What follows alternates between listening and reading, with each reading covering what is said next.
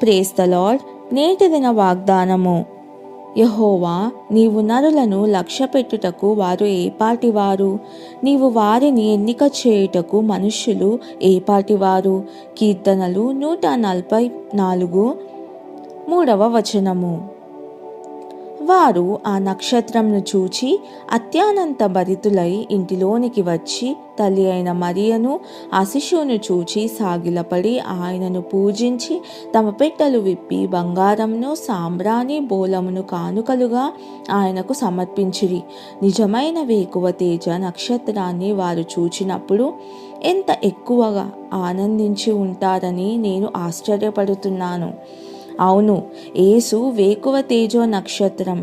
యేసు అనుచరులారా, మూర్ఖమైన వక్రజనం మధ్య మనం కూడా ప్రకాశించే నక్షత్రాలుగా ఉండాలి.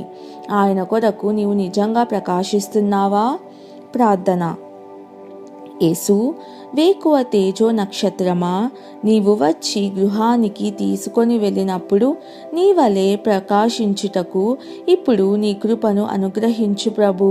నీ నిత్య నిరీక్షణ నిమిత్తం వందనాలు. యేసు నామంలో ప్రార్థిస్తున్నాను తండ్రి. ఆమెన్.